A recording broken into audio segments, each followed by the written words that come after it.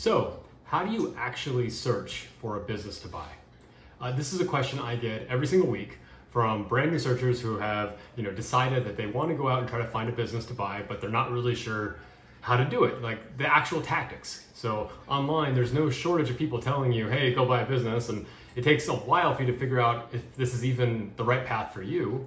And if you finally get to the point where you're like, yeah, okay, I've read the HBR guide, I've read Buy Then Build, I've talked to other searchers who have successfully bought a business, I've done my own due diligence, my own research, and this is something I want to get out there and try to see if I can find a business that's the right fit for me. And if that's you, then I understand where you're at. I was there too.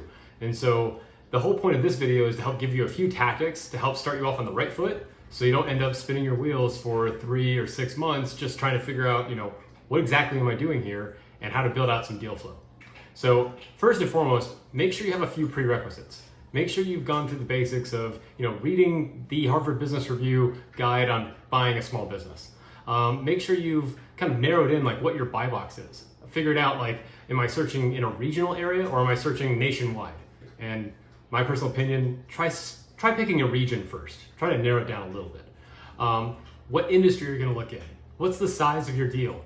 What is what are the specifics that you're looking for? And try to find something that's a little bit more specific to you. Don't just copy and paste, what you see everybody looking for, like recurring revenue and an HVAC company in the suburb, that's family owned and never has ran a paid ad before, like everything's paper based. Like I get it, but also realize that everybody's looking for the same thing. And so my advice to you would be when you're building your buy box, try to figure out what are the things that are essential for you to find and what are the things that don't necessarily need to be there. Like where are the areas that you can bring some unique value? Let me just leave it at that.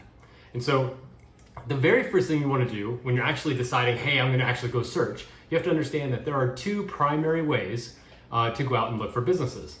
One is called broker outreach, and the second is proprietary searching or off-market searching. So broker outreach is exactly what it sounds like. You spend the time building a network of business brokers who can then, you can let them know what you're looking for, and then they can refer to you when they find something that might cross your path. However, the very first thing you need to do is qualify yourself as a qualified buyer. A business broker is not going to waste their time talking to you if they don't believe that you have the finances to close the deal. That if you're not a serious buyer, and they're not going to waste their time, and they're not going to waste their seller's time on you. So first and foremost, make sure that you set yourself up to be a qualified buyer. And what that means is, go on the SBA 7-8 program's website, find their standard personal financial statement, and fill it out for yourself. And what that's going to do is it's going to make sure that you understand, where are my assets? How much liquid cash can I bring into the deal? Do I have a decent credit? Now, you don't need stellar credit to get an SBA loan, but you need to at least have good credit, usually about a 670. So make sure you have the fundamentals set aside. Make sure you've figured out your personal financial statement first. That way, brokers are more likely to take you seriously. That way, they don't just disregard you as some sort of tire kicker who's broke and has no money. So understand that you need to have cash to buy a business, and make sure you have to make sure that you come across as a qualified buyer. Here's a couple ways you can do that. First, reach out to some SBA loan brokers or some SBA lenders and get an idea of what their deal structure is. Get an idea of what kind of credit score they require. Get an idea of how much cash you should be bringing into the deal. Standard is about 10% for the deal. So if you're going to max out the SBA loan at $5 million, make sure you've got $500,000 that you can bring into the deal. Now, does all of that need to be your money? No, of course not. You could cut that in half pretty quickly just by, having the seller sign a 24-month full standby seller's note. That's possible. You could also bring in outside investors. So there's a number of ways you can help raise cash, but understand that the burden falls on you to raise that cash. And even if you are raising cash from outside investors, most SBA lenders are still going to want to see that you've put in a certain amount of your own money into the deal. They're going to want to make sure that you've got skin in the game. So step 1 is making sure that you are a qualified buyer, making sure that when you reach out to brokers that you're going to come across as professional. So the next step is reaching out to brokers. So the thing about business brokers is that it is a unregulated industry. Literally anyone can raise their hand and say, I'm a business broker. So with that in mind, understand that the quality of business brokers are going to be from absolute terrible all the way to like middle market investment bankers. So there's a huge range of quality. And the burden falls on you as the buyer to get out there, meet business brokers, and network and discover for yourself who are the good ones. Who are the ones that actually can bring you a deal that is in your buy box? Who are the ones that are, taking the time to talk to their sellers about what a reasonable valuation looks like? Who are the ones that are helping to coach their sellers into understanding, what does a deal structure look like? What does the purchasing process look like? And help them start to understand, what does life look like after they sell? One of the biggest advantages of working with a high quality broker is that they've already done the work with the seller to help them set expectations and start to cope with the idea of what life is going to look like after they sell. Those are the two biggest things on the seller side that are going to destroy your deal if they're not done correctly. If the seller decides to walk away because they're not going to get the price that they're looking for, well, then you've wasted your time. Or if you get all the way to the finish line and all of a sudden the seller freaks out and gets cold feet because now they realize that monthly cash flow that they're used to is going to disappear. Or maybe they haven't really thought about retirement and that scares them. And so there's a number of things that can come up in your way and block you as a buyer. So working with a high quality broker can help mitigate some of that. But don't get it twisted. The broker works for the seller, okay? The broker is getting paid a commission from the sale of the business. And so a good broker knows that that their whole goal is to sell the business for the seller at a fair price and get that deal closed, because the broker doesn't get paid if the deal doesn't close. And so a good broker understands that a fair deal at a fair price for the seller and getting that deal closed is what their goal is. And so as the buyer, you should understand that you're not going to get a steal. You're not going to find somebody's excellent $5 million business trading at 2 to 2.5 times. It's possible, but probably not. You're probably going to have to pay a fair market value. But as Warren Buffett says, I'd rather buy good businesses at a good value than terrible businesses at a great value. So make sure that you're looking for good businesses. And good brokers represent good businesses. Bad brokers represent bad businesses. It's just how it goes. So take the time to network. Get on LinkedIn, Google, go find the brokers who are actually representing good businesses and are going to take the time to get to know you as a buyer and make sure that you qualify yourself as a buyer. That way they're very, very clear as to what you're looking for. And you get on their list so that when they find something that might be in your buy box, you're the first person there to make a bid on it. So that's broker outreach. The second part of that is proprietary outreach. That's your off-market searching. Now, off-market off-market deals, they sound sexy, especially online. Everyone talks about how great it is to find an off-market deal, as if they're going to find some $100 million business trading for 1.5 times EBITDA, and somehow the seller is going to give it to you on seller financing. There's a few things you should know about off-market searching. First and foremost, inherently, you are looking for a business that is not actively trying to sell. So the first hurdle you're going to come across as a buyer is talking to a seller who has not considered selling. Or maybe they have, but they haven't reached out to a broker or an M&A advisor. So if you're the first contact, you're the one who's going to have to not only convince them that now is the right time to sell, but also convince them that you're the right one to sell to. And that's a lot tougher than it sounds. The second thing is that all the work that a good broker was doing for you is now gone. So now you have to talk to the seller and make sure that you come to a valuation of that business that you can both agree to. And that can be tough because, like I said before, sometimes sellers have a very inflated, vision of what their valuation for their business is. And so without a broker there to help say, hey, this is actually what the market value is, it just falls on you as the buyer. And from a seller's point of view, that can look a little sketchy because obviously you're the buyer. So why should I trust that you're gonna offer me a fair deal when I feel like you're probably gonna try to lowball me?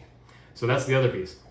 And then lastly is that because the seller was not looking to sell actively on the market, now not only are they going through a deal process, which they've never done before, because remember, the vast majority of sellers, they've only ever owned one business and they're only gonna ever sell that business once. And so they've never done it before. They don't know what to expect. So not just the valuation piece, but now selling a business takes a long time. The average time is about 90 days.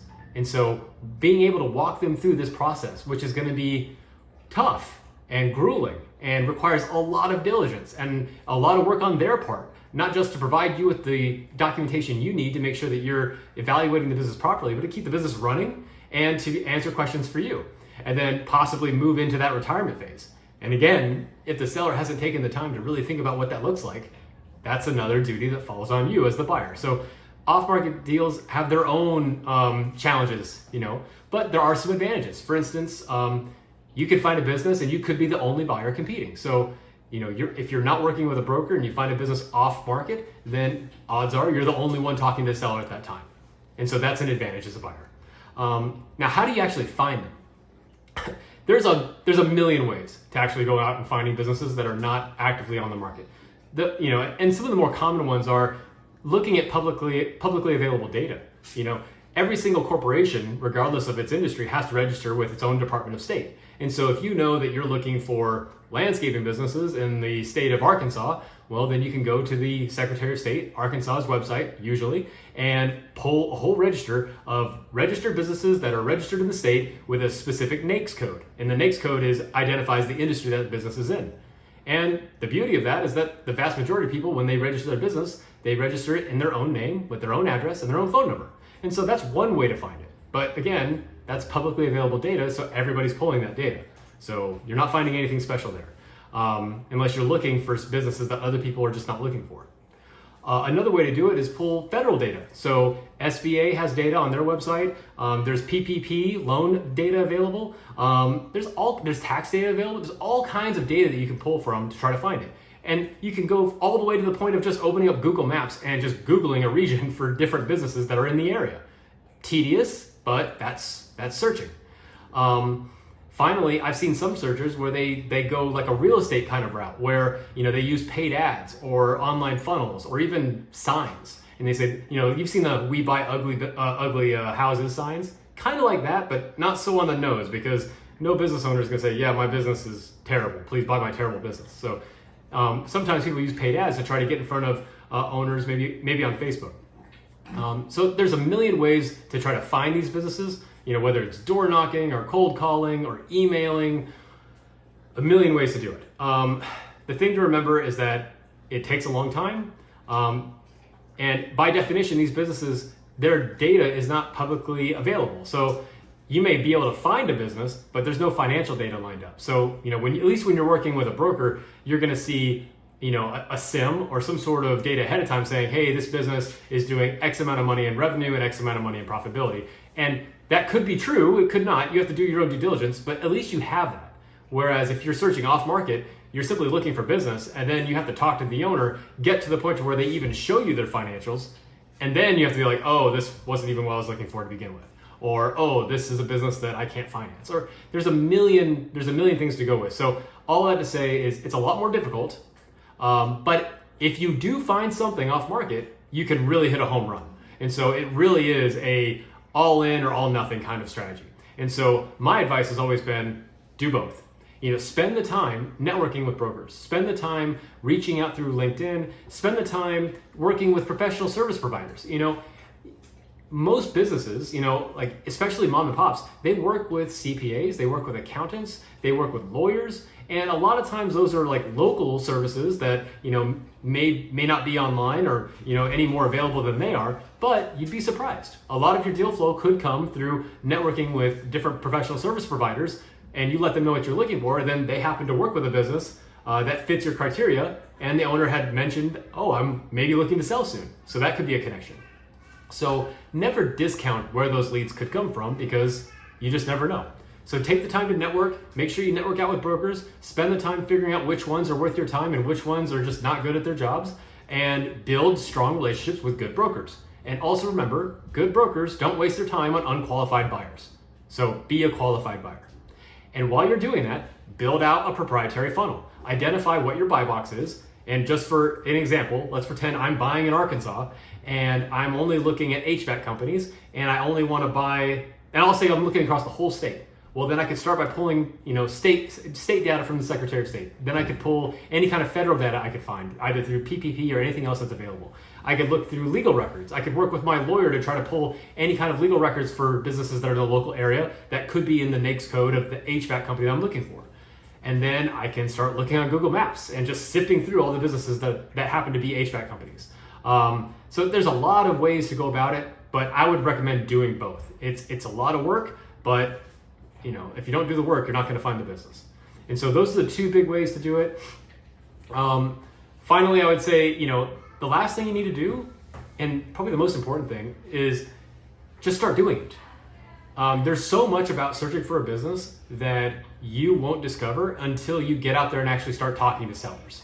Because you can do all the prep work in the world, which you should, but you can do all the prep work, but until you actually start talking to people and talking to sellers and talking to brokers, you're not going to be ready, because it takes time. Those conversations help mold what you're looking for. Here's what I mean. At the end of the day, it's not really about the finances. It's about people.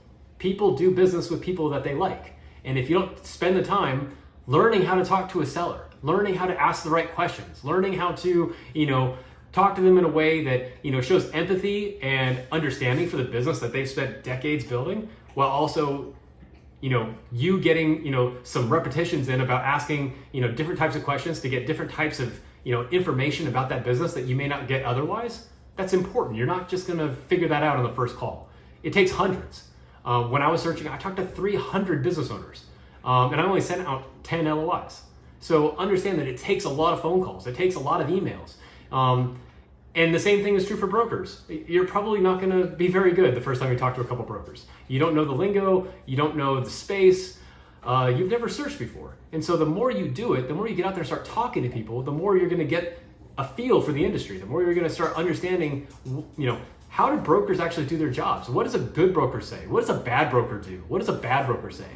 And then the more you talk to owners, the more you realize, hey, this is an owner that has integrity. This is an owner that seems a little sketchy. This is an owner that seems, that is just cautious and maybe doesn't want to give out a whole lot of information. And then this is an owner who's being very cagey, a lot of red flags, not wanting to engage. These are EQ skills that only come from repetition. And so really important to actually get out there and start getting the reps in. Finally, there's so much more that goes into the tactics of how to actually search for a business. And like I said, I get people asking me this every week. And tomorrow evening, I'm actually holding a webinar for it, because I've had a couple of people ask, and so they've jumped on. And now I'm just going to open up to everybody. So tomorrow evening, February 24th, at 7 p.m. Eastern Time, I'm going to hold a webinar where I'm going to go through just step by step all the different tactics you can use to get out there and actually search for a business. And kind of skip those 3 to 6 months of trying to figure it out on your own. And if you show up, that'd be great. Love to have you there, and I'll be there answering your questions as long as I can. So hope to see you, and I hope this helps.